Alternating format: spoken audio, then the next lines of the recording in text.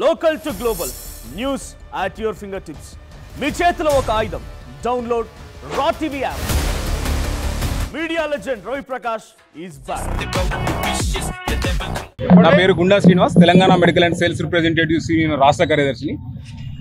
ఏదైతే కేంద్ర ప్రభుత్వం 29 కార్మిక చట్టాలను రద్దు చేసి 4 కార్మిక కోడ్లు తీసుకొచ్చిందో దాన్ని మేము అప్రజాస్వామికం, అదేవిధంగా ఈ కార్మిక చట్టాలను రద్దు చేయాలని కూడా డిమాండ్ చేస్తూ ఉన్నాం. ఎందుకు అప్రజాస్వామికం అని మేము అంటున్నామంటే, ఏదైతే స్వాతంత్రం రాకముందు కానీ స్వాతంత్రం వచ్చిన తర్వాత కానీ ఏదైనా లేబర్ కోడ్లు తయారు చేయాలంటే త్రైపాక్షిక సమావేశం, ట్రైపార్టైట్ కమిటీని సమావేశపరిచి అందులో యాజమాన్యాలు, ప్రభుత్వాలు మరియు కార్మిక సంఘాలు ఉండి ఒక డిస్కషన్ చేసిన తర్వాత కార్మిక చట్టాలనేది తీసుకురావడం జరిగేది. లేదు అంటే ప్రభుత్వం ఏర్పాటు చేసిన కమిటీల ద్వారా ఆ కమిటీ ఇచ్చిన సలహాలు, సూచనల ప్రకారం గవర్నమెంట్ అనేది కార్మిక చట్టాలు తయారు చేసే విధానం ఇంతకుముందే ఉండే. కానీ ఈ ప్రభుత్వం ఏం చేసిందంటే యాజమాన్యాలతో కానీ అదేవిధంగా కార్మికుల సంఘాలతో కానీ ఏ విధమైన చర్చలు జరపకుండా ఈ లేబర్ కోడ్లను తీసుకురావడం జరిగింది. మీకు అందరికీ తెలుసు ఈ 4 లేబర్ కోడ్లు ఎప్పుడు వచ్చినాయని చెప్పేసి.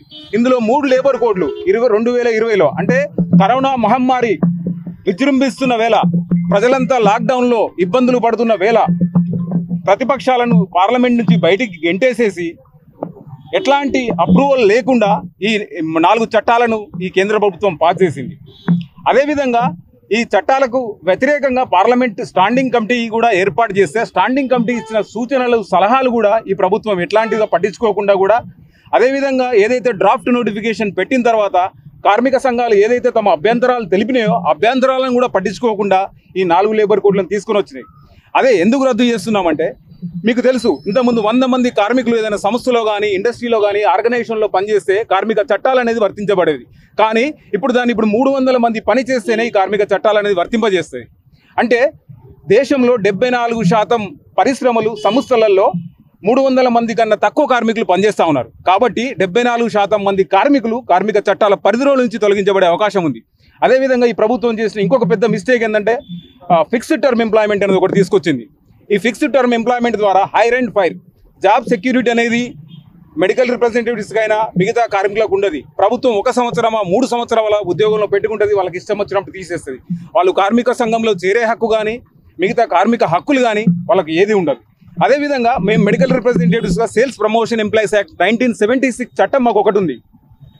ఇది మేము ఎన్నో సంవత్సరాలుగా పోరాడి సాధించుకున్న చట్టం. మేము మెడికల్ రిప్రజెంటేటివ్స్గా 20 సంవత్సరాలు పోరాడుకున్న తర్వాత అప్పుడున్న కాంగ్రెస్ ప్రభుత్వం ఈ చట్టాన్ని మాకు తీసుకొచ్చింది. అందులో ఆ చట్టం మొదటి పేజీలో కూడా ఇది మెడికల్ రిప్రజెంటేటివ్స్ పోరాటం వల్ల ఈ చట్టాన్ని తయారు చేశామని కూడా దానిలో వాళ్ళు మెన్షన్ చేయడం. అట్లాంటి చట్టాన్ని రద్దు చేసి OSH కోడ్లో ఇప్పుడు దాన్ని చేశారు. ఈ OSH కోడ్లో వర్కింగ్ జర్నలిస్ట్ యూనియన్స్ ఉంటారు. అదేవిధంగా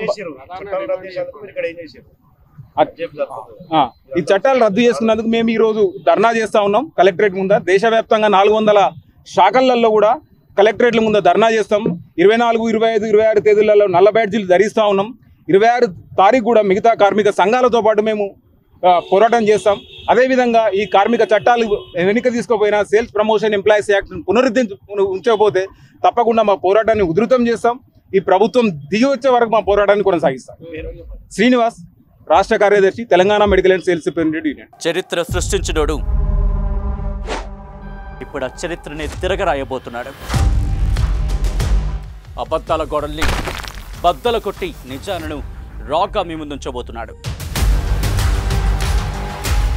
నిజమైన వార్తల కోసం వెంటనే డౌన్లోడ్ చేసుకోండి రా యాప్ని.